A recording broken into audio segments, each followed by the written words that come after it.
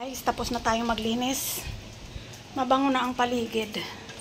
Pati mga kwarto. Ayan. Opo. Tapos ka nang kumain. Ayan si Kisame. Nandiyan pa rin sa upuan. Ayan.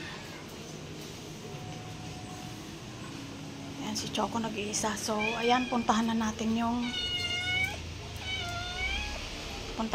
yung mga dagul. Palabasin na natin sa pagkakakulong kasi kawawa naman. Hindi ako nagkukulong ng aso, guys. Kulungan lang yan ni Axel dati kasi masungit siya eh.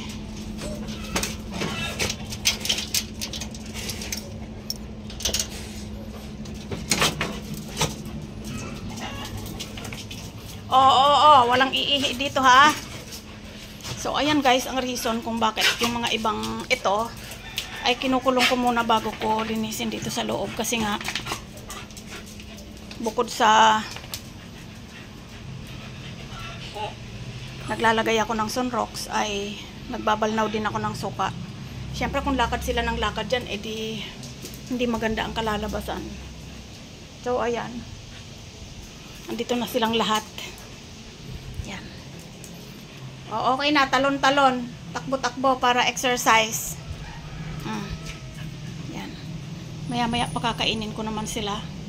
Si Siopaw ay tapos ng kumain, hinihingal-hingal pa kahit na may electric pa naman. Wala ang aming ate, nakaalis na. May lakad sila ng mga kaibigan niya. So hanggang dito na lang guys. Bye-bye na itim. Bye-bye na itim, Tim.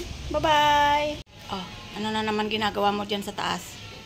Palagi na lang ikaw nagpapasaway. Oh, malaglag mo yung mga laptop dyan ha.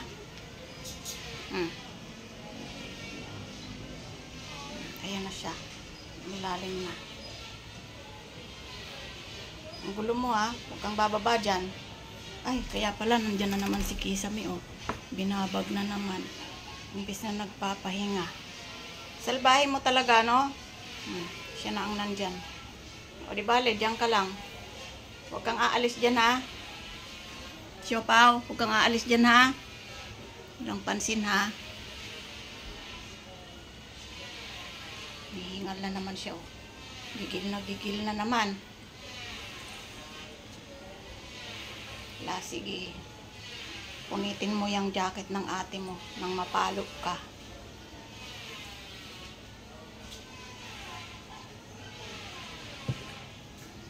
You know. Hindi mapakali. Balikan na nga sa kulungan mo. Lawit na dila mo oh. Sobra. Doon ka na sa kulungan mo ulit. Lawit-lawit na dila mo eh. Yan. Kaya yan ay lagi nasa kulungan kasi ganyan ang gawa niya. Hindi ka pwedeng magtagal dito sa labas. Hinihingal ka na oh. Ba't ganyan ka? Humihinga na siya na nakabuka yung bibig. O, kumain ka muna. Ubusin mo yung pagkain mo. Ubusin mo yung pagkain mo. Ayan o. Naglalaro mag-isa si Choco doon sa laruan mo. Kasi ikaw, ayaw mong makipaglaro. Lagi kang nang bababag. Ganyan siya kahingal oh. Pag sobrang intense ng laro niya.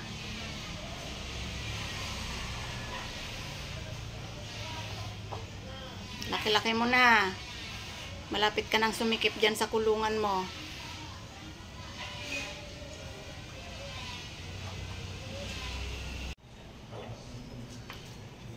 Choking. Good morning, Choking. Ayan, nag-exhibition ka na naman. I-exhibition na naman si Clover. Medyo makulimlim ngayon.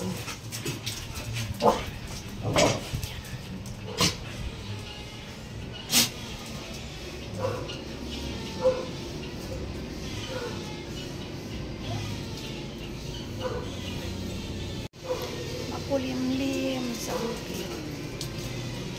Malakas ang hangin. Makulimlim. Ay magsipasok kayo dito, baka umulan. Oo, hindi naman pumapasok ang ulan dyan. Huwag ka ng mga tuwiran. Pero yung pag malakas ang hangin, pumapasok dyan. Ay, nako. Nakawit-wit na kayo. Pasok na. At taas aasukasuhin ko tong inyong mga pagkain. Ayan. May dumating na naman ng mga pagkain ang mga ito. Oh.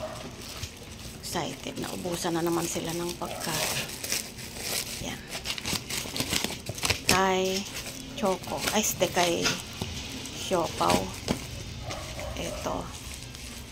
Mga treats. Dami dental stick. Ilang lata to. Ang dami Bait ni ate Para kay mama wala. Sa inyo lang. Ilan na naman yan? 5. May parating pa. Yung next guard nyo. Baka mamaya dumating. Ayan. Ang pagkain ng aso guys. Weekly. Kasi araw-araw kumakain. Ayaw kasi talaga ni Siopaw ng wet. Kaya ayan. Ayan ang kanyang pagkain. Ayan, may iyak na siya doon. Gusto nang kumain kaya pinuksan na natin to. Ayan. Ay! Shit! Nagpapasaway aga-aga. Sabi ko nang wag ililik yung ears ni Clover Sumasagot ka pa. Inis muna naman ako Kakainin na natin si Siopaw. So ayan, 6 pala ito. Akala ko 5 lang. 6 pala.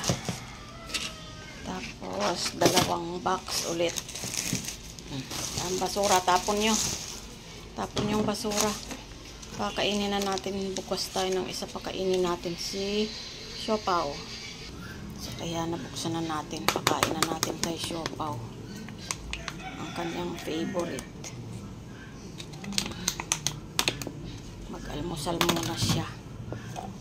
Ayan, si Siopaw sa kanyang kulungan. Ayoko muna siyang ilabas kasi maglilinis pa tayo. Maaga pa.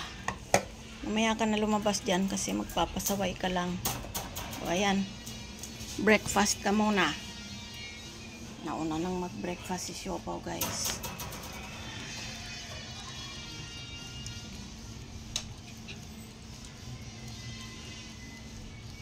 O diba sarap na sarap siya o tumutunog-tunog pa.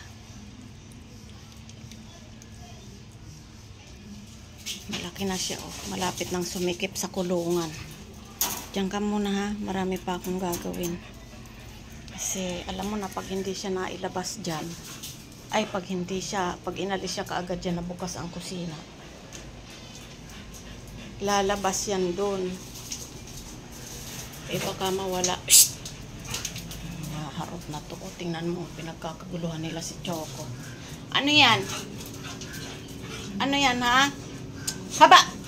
Baka masaktan si Choco Nakikipagharutan din kasi. Lumalaban siya sa malalaki. Tama na yan. Mangharot kayo May kulungan ni Axel yan guys. Hindi ko sila kinukulong dyan kasi kawawa naman. Hindi ma-exercise. Hello. Hello, Tim. Ayun, isa mo yun. Lipitin ko muna tong mga kalat, guys. Ayan yung last week na naubusan na ng laman, Ayan din yung nakaraan, naubos na rin yung mga laman. Wala nang natira. Diba? Daming stock. Ang saya-saya. Yung kay Choco ay nasa ref na. Ito hindi ko na i-ref kasi wala nang paglagyan. May dumating pa. Kanino to? Nagdatingan na lahat. Kanina yan ang dumating. Habang busy ang mga sipi. Buksan muna natin. Ang tindi, 2 ang balot. Ang pagaling itong pagkain na to. Nakikialam kasi Siopaw. Malis ka dyan. 2 balot. Alis dyan. Tingnan mo guys, habang busy akong nagbubukas, yan naman. Tinalon niya tong halaman ko. Oh. Grabe talaga to si Siopaw. Ala na. Nalaglag na yung halaman ko. Grabe ka talaga, Siopaw. Ba't ka ganyan? Inalis ko na nga dyan sa baba. O, puro toys mo na tong nandito. O, puro toys na nila yan. Ba't ka ganyan, Siopaw? Habang busy ako. Tingnan mo yung halaman ko. Oo. Ay, yan ang ginagawa niya. Oh. Talagang aalisin ko na lahat ng halaman ko dito sa loob kasi masisira lang. Kawawa ang halaman. Grabe. Ano bang ginawa mo sa halaman ko, Siopaw? Alis na dyan. Maiinit na naman ang ulo ko sa'yo. Naputol yung isang stem eh. Tagal-tagal kong pinabuhay ito eh. Alis dyan. Tingnan mo. Alis dyan. Lahat na lang dito sa bahay sinira mo. Doon ka na nga lang sa kulungan mo ulit. Yan. Diyan ka. Ayaw na ayaw mong kinukulong ka pero salbahe ka. Diyan ka. Salbahe. Kailan busy ako saka siya nagpapasaway. So ayan. Nabuksan na natin. Kay ano pala to? Kay Kisame. Yan. Yan ang kay Kisame kasi siya ay nagkaroon ng bato sa kidney kaya ito na ang kanyang maintenance na pagkain. Yan.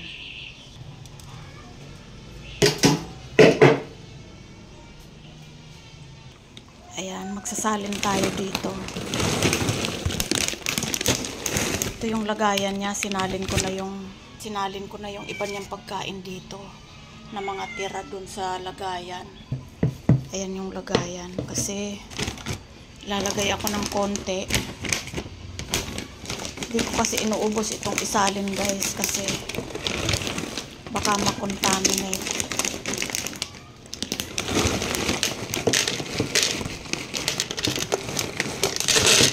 Ay, ayan, si Choco taga-sahod. Bawal sa'yo yan, pang pusa yan.